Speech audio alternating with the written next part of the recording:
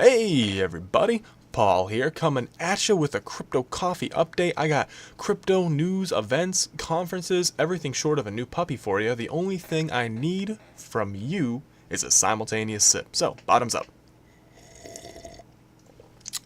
Best way to start the day.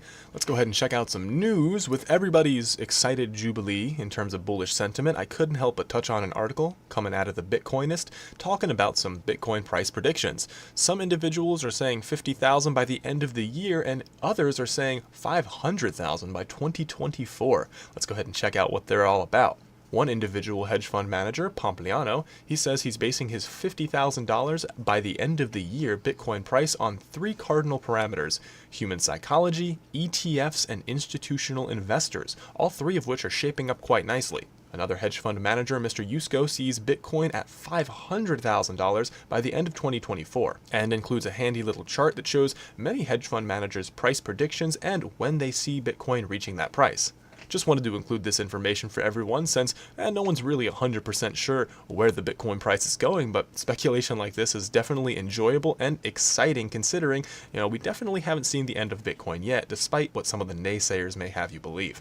Speaking of naysayers, let's go ahead and unpack an interesting article titled "Bity Accuses Bitcoin.com of Using Dirty Tactics to Force Exchanges to List BCH." Well, the initiation of the use of force is immoral and unethical and not something anybody could ethically condone, so let's go ahead and unpack how Bitcoin.com has been accused of forcing exchanges. Now, upon reading this article, it becomes very clear that they're not talking about the traditional application of force. Really, this is just business interest, and frankly, conflating the two can be a bit dangerous in my opinion. Bitcoin.com, which is owned by Roger Ver, who also has interests in Bitcoin Cash, told Bity essentially, hey, you guys need to list Bitcoin Cash, otherwise we aren't going to list you as a resource on our website, which seems reasonably fair from a business perspective. After all, fiduciary responsibility. What's strange, however, is this segment. Bity claims that an original email, which they don't include, mentions how because Bitcoin.com is such a high traffic website, well, it may be detrimental to Bity as a business model. And while that may be the case, Bity doesn't provide the actual email, so there's no source on their claim, so it quickly becomes a he said, she said. If Bity wants this claim to be taken legitimately, I highly suggest they provide the actual source. Considering Bity is such a small exchange that they're not actually listed on CoinMarketCap, providing a source for this may prove their argument pretty ironcladly and give them a nice boon to their business.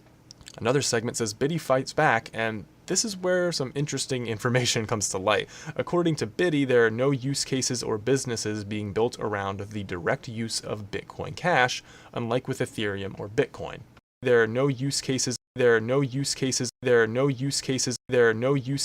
It's comments like this that just blow my mind. As somebody who owns a cryptocurrency exchange, you figure they would be at least aware of some of the use cases coming out on the biggest rival to Bitcoin Core, the number 4 cryptocurrency in existence. But apparently not. And finally, this segment of the article really highlights exactly what Bity is trying to do. As a small exchange, you want to grow as fast as possible, and what better way to get all eyes on you than initiate some form of controversy. They commented they were neither pro-Bitcoin nor Bitcoin Cash, interesting choice of words there, and their business philosophy is geared towards meeting the specific demands of the Swiss market, which is why BCH is an unattractive altcoin.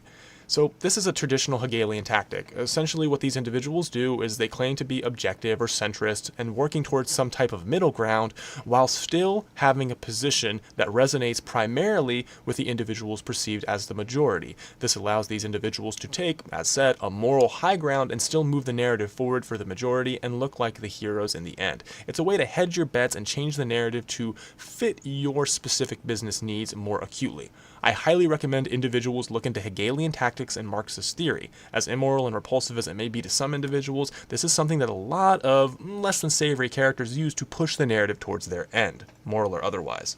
Speaking of unethical behavior and collectivism, there was a very worrying conversation between Adam Back, CEO of Blockstream, and an individual named Cobra, who controls the Bitcoin.org space. Now, no, this is Bitcoin.org that we're switching into talking about. Previously, we were talking about Bitcoin.com. So, moving into the .org conversation.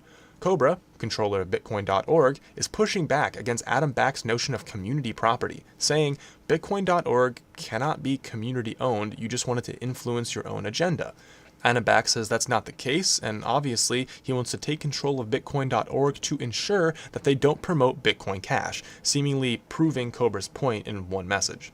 The real kicker here is when Cobra says, hey, look, I'm really not pro or anti, you just don't understand nuanced opinions. This seems to be Cobra attempting to strike a middle ground in earnest, not so much with the Hegelian dialectic tactic I mentioned before. And Anabak, CEO of Blockstream, PhD, comments back, you just said Bcash has advantages and didn't call it Bcash. Ironclad argument, Adam.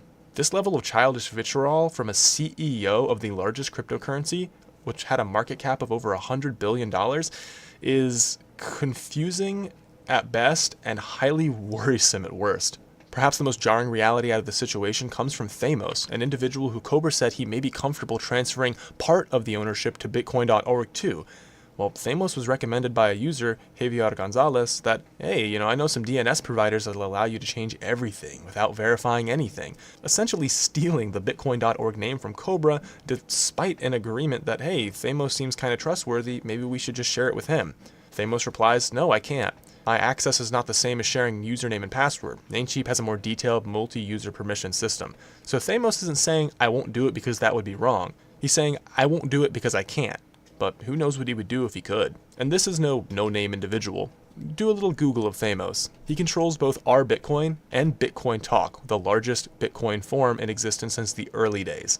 If he were to control Bitcoin.org as well, he would have an almost universal monopoly on the main outlets for Bitcoin information. This is an individual who's saying if you can't get what you want through free market negotiation with your fellow human beings, oh well, it's okay to just steal it. Very strange times we're living in, but remember, it's always darkest before the dawn. Let's go ahead and get into the coin review and take a look at some of these alternative use cases for some of these alternative coins. First one on our list is Aeternity. Aeternity is a smart contract system that claims to have scalable smart contracts interfacing with real-world data.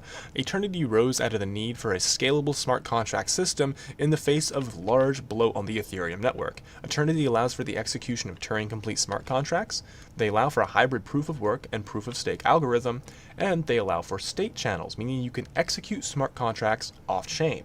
They also have oracles to connect to real-world data. So, Aeternity wants to position itself in the market to be a major competitor to the Ethereum smart contract system. Next up, we have Maker Token. Maker is a self-proclaimed stablecoin on the Ethereum network and works in tandem with a cryptocurrency related to it called the DAI. Why DAI? DAI is a cryptocurrency that is price stabilized against the value of the US dollar and was created by the DAI stablecoin system. Now, it says here it's a decentralized platform, which we'll examine momentarily. Maker is a decentralized autonomous organization on the Ethereum chain seeking to minimize the price volatility using a stablecoin. This is possible thanks to what's known as the Stable Fund from L4, which is a Web3 outcrop. So assumingly the Ethereum network itself, people like Vitalik Buterin and the other Web3 team, have a lot of backing behind this project. It's little wonder why it saw such a meteoric rise in such a short amount of time. However, minorly worrisome, despite their claims of being decentralized, using etherscan.io, I was able to find out that Maker tokens are concentrated with 95% held in the top 100 accounts. So it'll be interesting to see how this changes or doesn't change going forward. Next up is Dogecoin. Dogecoin is the coin that is the preferred coin of Shiba Inus worldwide.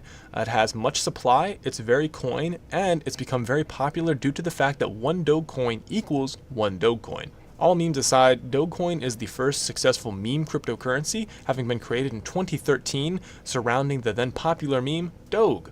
You can see here an edit of the original meme, a Shiba Inu Doge looking a little skeptical with some funny text around it. There hasn't been much development on Dogecoin as of late, with some of the latest commits being January 21st of this year, but that hasn't stopped the community from falling in love with the beautiful Shiba Inu. And while the old guard may scoff over the fact that such a meme cryptocurrency rising to such heights means that the cryptocurrency space is unmature or that crypto itself is illegitimate, this coin is worth $400 million in terms of market cap, more money than any one individual will possibly accrue in their lifetime. So, welcome to the new economy. Finally, we have Steem. Steem utilizes what's known as smart media tokens in a public blockchain reward system to help individuals monetize content and grow their community.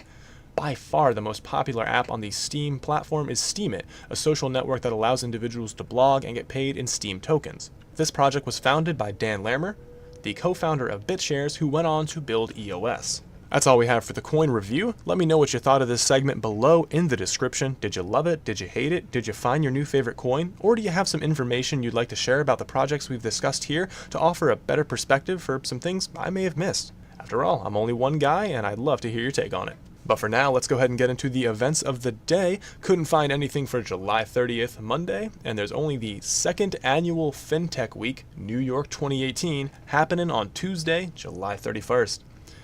That's all for news and events, and for this Crypto Coffee update, as usual, all of the links below in the description. It's a big, beautiful list of information, so take a look at that. And down there is a list of B-list tokens, all kinds of listings on exchanges, so keep an eye on it. You may find your favorite cryptos having some events, conferences, or listings that are unexpected. And thank you so much for watching. Your support really does mean the world. We're 100% self and donation funded, so we do this as a community service to grow crypto to be the best it could possibly be. So if you want to drop us a like on Viewly, that would be incredibly helpful. We do get some cryptocurrency for that. Or if you're a fellow content creator, check out Viewly. It's a great way to monetize your content and get your feet wet with a cryptocurrency blockchain project based on content creators. But that's all we have for today. Thanks again for watching. My name is Paul, and remember, the tide is rising.